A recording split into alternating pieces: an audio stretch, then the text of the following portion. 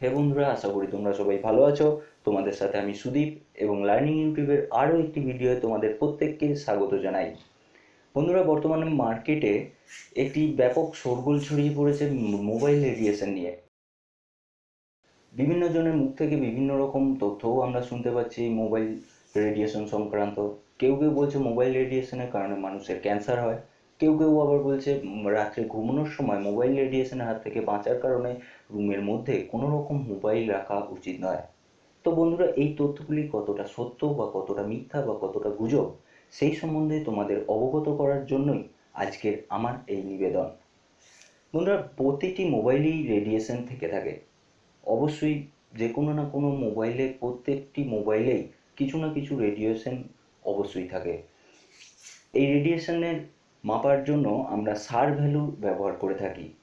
সার value, এখন তোমরা তোমাদের মোবাইল ফোনের সার ভ্যালু কত, কিভাবে সেটি চেক করবে, কত থাকা সার ভ্যালু নিরাপদ, কতটা সার ভ্যালু আমাদের জন্য বিপজ্জনক, এই মোবাইল রেডিয়েশন থেকে আমাদের কি কি রোগ হতে পারে, কি কি ক্ষতি হতে পারে, এবং আমরা নিজেদের এই মোবাইল রেডিয়েশনের কবল থেকে কীভাবেই বা সুরক্ষিত রাখবো, এই সমস্ত বিষয়ে আজ আমি তোমাদের সাথে কিছু সঠিক তথ্য শেয়ার করতে চলেছি। তাই ভিডিওটি বিন্দুমাত্র স্কিপ না করে সম্পূর্ণ ভিডিওটি দেখো, কারণ এটি পুরোপুরি তোমাদের স্বাস্থ্য সংক্রান্ত একটি ভিডিও। তো বন্ধুরা, চলো বেশি দেরি না করে শুরু করে দিই লার্নিং ইউটিউবের আজকের পর্ব, মোবাইল রেডিয়েশন।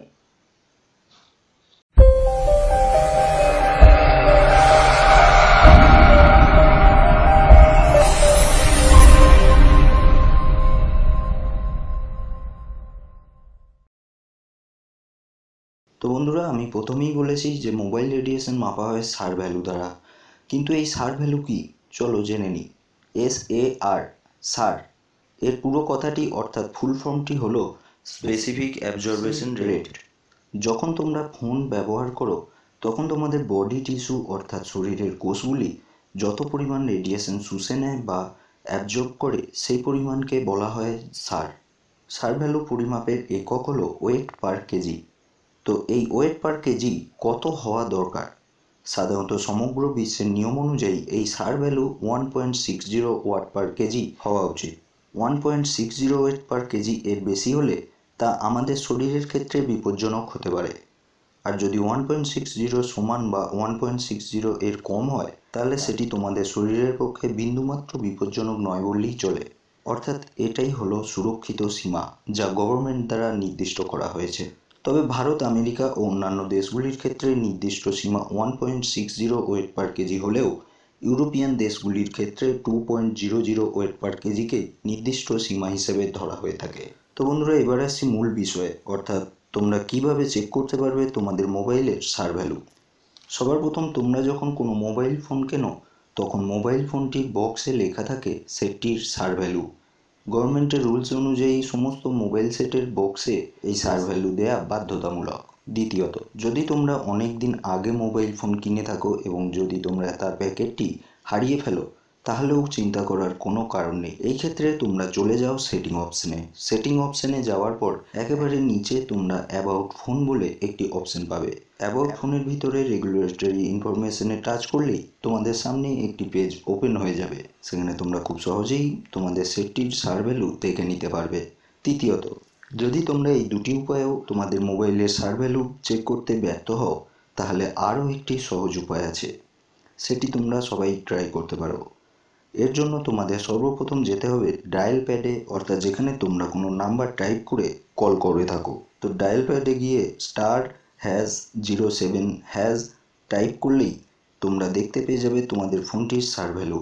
কিছু কিছু মোবাইলে, অর্থাৎ যেগুলি নতুন বা রিসেন্ট, সেগুলিতে মাথা ও শরীরের আলাদা আলাদাভাবে সার ভ্যালু দেখানো হয়ে থাকে। এই ক্ষেত্রেও দুটির ভ্যালু 1.60 ওয়েট পার কেজি এর কম হতে হবে।